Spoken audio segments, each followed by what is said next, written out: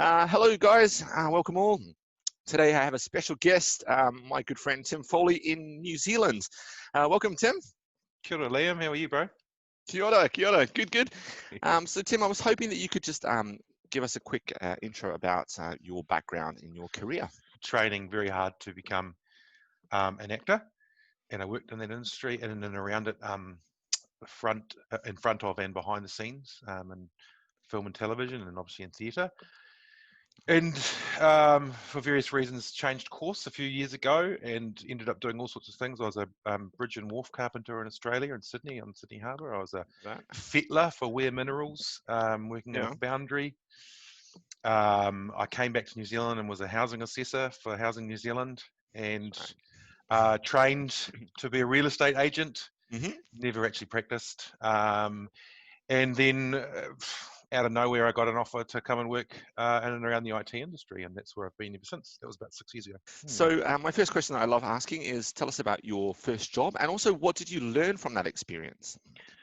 So I think my first job was a holiday job working for a company called Wycliffe Press, which may or may not still exist, but it was a very big printing company in Dunedin, where I grew up. And so I worked there a couple of summer holidays for like $7 an hour or whatever we got paid back then. In a ice cream. Yeah, totally, or two if you really saved up. But when you say what did I learn? I learned hard work. That is hard work. Getting on and doing stuff. I learned boring work in the nicest possible way. But one thing that was really amazing was the guys who worked there, were really quite friendly dudes, older guys, obviously. So I would have been 15 or 16 and they were in their 40s, a lot of them. And they often asked me what I was interested in.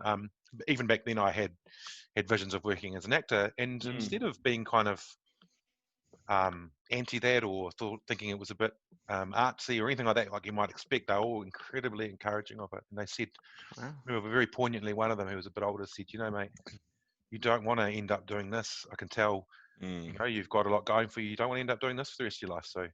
So go and chase it. And I've never forgotten that. And he won't even, I can't remember his name sadly, but he will never know the impact that quick conversation really had with me. It really meant something. It resonated. So yeah, I learned quite a bit actually. Even just having that reinforcement and that message from that person as well, putting you on that path. It's like, I don't want to do this. Yeah. That what our lives could turn out to be.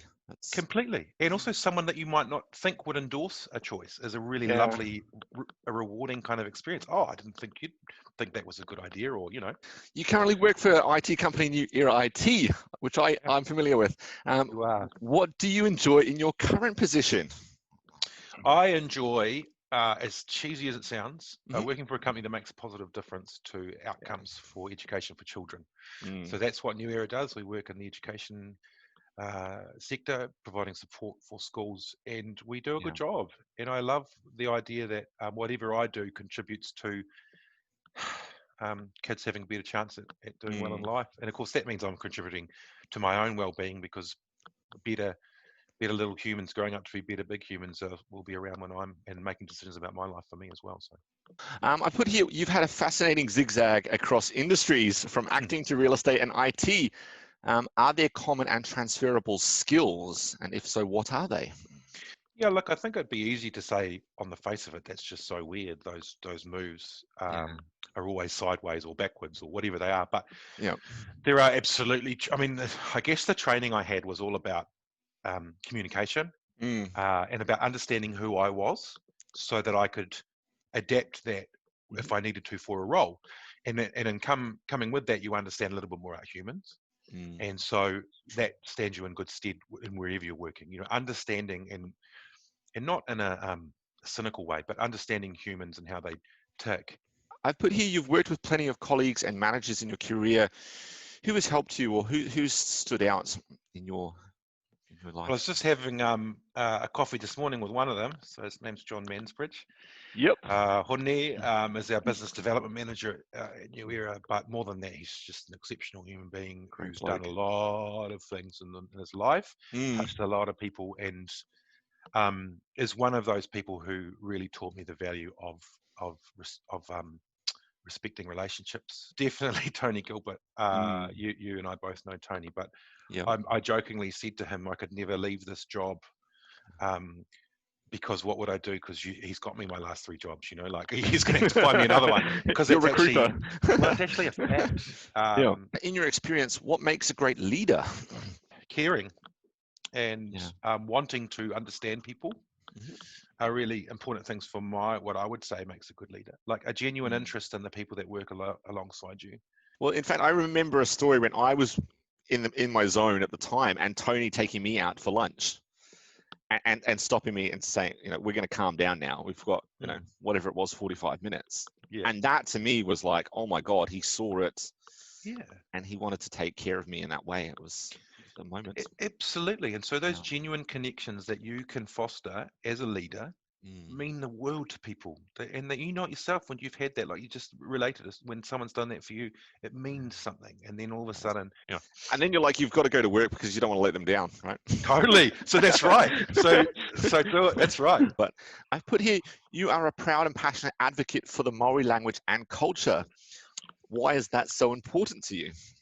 There will be a time in New Zealand where that wouldn't be odd and unusual, that it would be no thing at all. Is that what I'm seeing in the corporate world now?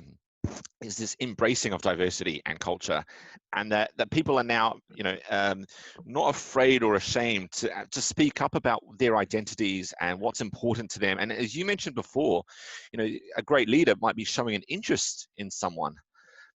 This kind of ties into that. I just remember that was a big part of my memory of you, and hoping that that's also starting to filter into corporations, I guess. Yeah, look, it's that thing of when you feel like who you are is valued, Yeah. then you all of a sudden feel like you belong. Did fatherhood change your priorities around work-life balance? Yeah, of course it did. Yeah. Well, I mean, it caused a whole trajectory change in my career. What's a strength of yours that you don't mind admitting to? I think I communicate reasonably clearly and effectively. I mean, I'm quite good at proofreading. You are. You definitely are. I was gonna say, if I had to pick one of yours, it would be communication. Would be right up there. Yeah. And the reason I asked that question is because, one, I'm not sure if it's a Kiwi thing or a man thing, but we're not sometimes great at admitting our strengths. Like we feel like it might be a showing off sort of characteristic, and part of this is also trying to teach younger people, maybe they're 18 or 19 or 20, letting them know that's part of the journey as well, is separating yourself maybe from other people, not to put them down, but there's nothing wrong with lifting ourselves up as well. And that sort of whole, I guess, tall poppy syndrome, which I remember from New Zealand, can happen. We say too many good things about somebody, and we want to either cut them down or cut ourselves down. Classic Kiwi male of our generation. We'll find that question incredibly hard. It is a cultural thing that you don't show off, and you don't say what or even in Māori, the kumara never tells everybody how sweet it is. What can business do to retain and acquire staff? People's well-being. It's such a buzzword at the moment. It's such a thing that I know companies want to focus on, but I don't know if everybody is able to achieve a proper focus on well-being and what that means. Yeah. But you ultimately function better as a business when people feel valued and like they feel like their managers or their bosses value them, but also that they are valuable in themselves and have something to contribute. Yeah. If you're asked a question and you in your slides you go, I don't know if what I think is very important. Yeah. The best answer, the best thing that could happen for that business might stay inside a human being because they haven't been given the permission to give their opinion. So creating an environment where those things are valued or whether people feel valued, I think is really important. Fantastic. Well, that's it. That's it, Tim. Wow, Thanks. awesome. Well, look, all the best.